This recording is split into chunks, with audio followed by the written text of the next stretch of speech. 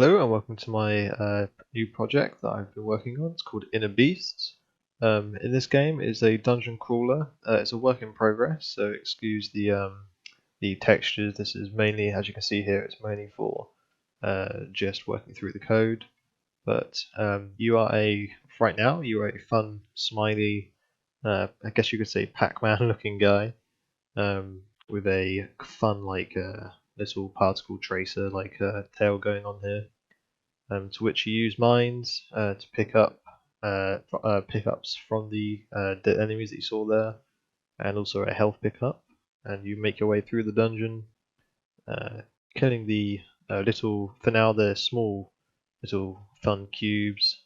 They'll run at you, chase you. They'll try and headbutt you. Um, right now their attack delay is quite slow, but it's all dynamic, as you'll see later in the code. So I can increase their attack speed. As you can see, I still have a plan with this key, as you'll see here later. A feature with this is when you go in, you can get out if you want, but as soon as you go into and spawn the enemies, the doors lock, which is why it turns red. So we're gonna blow up these enemies. You can see the mine there. It actually has a transition, which we'll show in a bit, where as you can see it kind of changes color and it goes to red as it's about to explode, but also explodes on the enemy's contact with it. I'm not very good, and I kind of kept the speed up for testing purposes, but here we go, pick up some mines. This is the chest, but I haven't done anything with it as of yet. This game is a work in progress, like I said, but here we'll make our way to the final room. This is the boss room with the what I wanted to do was have I wanted to have this boss a bit larger in size, but what have I done here? I've given it a special AoE attack. I'm going to try and get him to trigger it now, because like I said, the attacks are quite slow. I have put the attack speed quite slow right now. You can attack him with the bombs. That's how you win the game. That's how you complete the level. Come on, there you go. See that little spin attack to the ground? That is an AoE attack. If you're inside that the radius of that the attack that I'll go into later, then it'll hit you. There you go. There it is. So let's blow him up. Boom. There you go. Boss dead. And my plan would be to have a portal, so to speak, spawn here, into which you would go through, and then you would progress to the next level, like a roguelike game. This door stays closed, so you can't just go back. You are forced to go through the end thing. But my plan was so that you make your way through, kill the enemies in here. You go in there, kill the enemies, get the key, progress to the chest room. You're going to get a pickup between a few choices of power-ups, either defense or attack, stuff like that. And then you'll make your way to the boss. Kill the boss with the power that you have, and make your way through and rinse and repeat, to which you'll be able to get points from killing the enemies, save up those points on your run, and through the run you'll be able to hold the powers that you take, just like any roguelike game that you might know of on your phone or on PC, of course.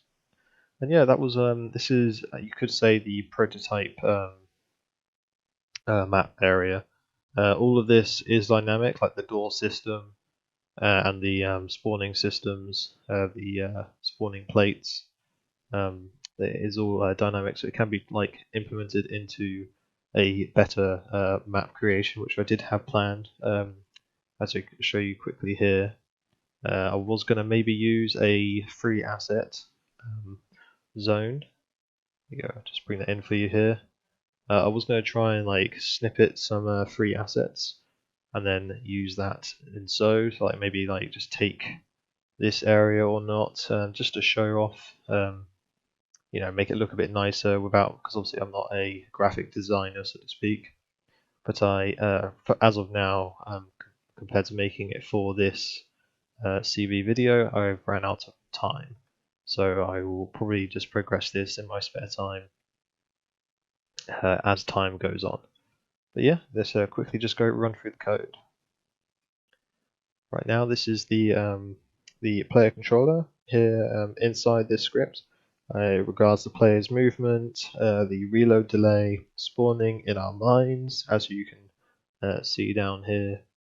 There you go, spawning the mines in, using it as the mouse on the right button. And we're controlling the player through the input manager, which is very quick. I did create it like initially my own, but I went back on it because it was just quicker to do this with the because of before I was making the controls through the mouse direction. We've got the spawning manager, just an array of the game objects of the enemies, and it's also linked to our exiting doors, so that you know when all the enemies are dead to open the doors. With the door here, this is the door script, and as you can see here, it's got the alert between the door positions and the colliders for the doors, so that you can't get through them. The colors here, just so I could see that it was working. Mine script here, pretty much, it's got the colliders with the mines. There it is. So it's tagging with the enemy and the boss, so it knows that it's hitting them, and then it's also deleting the mines. Mine delay, so like it goes off and also changes color, as I showed in the game. We have the health script here, the health bar fill, and just everything you need with a health bar script. The max health, current health, regen, with the pickups that I showed in the game. The way I differentiated it with the boss, as with the player, and also the what I could have done with the health with the enemies going forward to make it more difficult, was I just did a simple boolean attached to the health script. So as you can see here, cube follower script, is it the boss? If so, then yes, because of the health script is also linked obviously to the enemy script. It's called cube follower because at the beginning of this project I just had the enemy as just a simple cube. It was following the enemy, the player, and as this project progressed, it ended up just being the enemy scripts, and you just can't change the name. But as you can see down here, like the death, this is where we call the enemies that die, so we know when they're dead. This is linked to the door script, as I talked about before. Here's the smash of the AoE boss, and the attack. Like if it's the boss here, this is how we breaking up, so I know whether to use it's the boss's smash animation. If not, it's just the normal attack animation. As you can see, it's pretty much all dynamic, so just so that it can be brought into a better version of the maps that you can find online for free, which I'm going to do.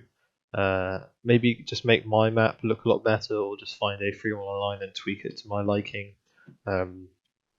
Obviously, it depends on whether or not this game is going to be published or not. That's just for something in the near future. I do wish that it would be nice, but it's just all down to time and see how it goes. So yeah, this is my Inner Beasts dungeon crawler. Thank you very much for watching.